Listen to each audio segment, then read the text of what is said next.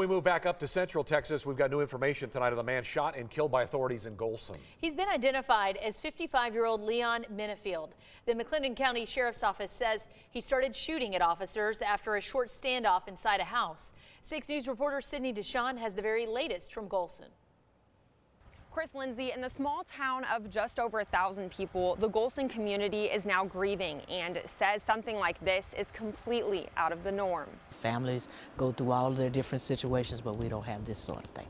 The people of Gholson are trying to make sense out of a Labor Day where several people were shot. There was an individual yesterday in the Gholson area on Wagner Road who, for whatever reason, shot his brother and I believe a cousin and shot at a third person, but didn't hit them. The shooter was holed up in a house. He was barricaded. And we set a perimeter up, and a short time later, the subject came out of the house with guns and opened fire on our deputies and DPS officers. The suspect, Leon Minifield, ended up dying at the scene while the victims were flown to the hospital. Claudette Gaither, a friend of Leon's, has lived in Gholson all her life.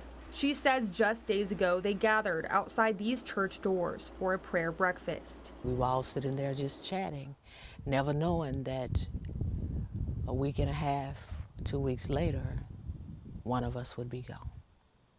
So life is short, and we better love while we can. The community says they never expected something like this to happen, but they have hope. They were born and raised here, even though it's a tragic situation, but that God would turn it and work it for the good in bringing us all closer together. McLennan County Sheriff Parnell McNamara says without the help of several agencies who responded to the scene, things might have looked different. All the other agencies that did show up to back us up, it was unbelievable. And that's the way it is in Central Texas. Now, the sheriff's office is investigating the shooting as an attempted murder, and the Texas Rangers is investigating the officer-involved shooting. According to McNamara, no deputies have been injured, but of course 6 News will keep you updated if we do learn any more information. For now, in Gholson, Sydney Deshawn, 6 News.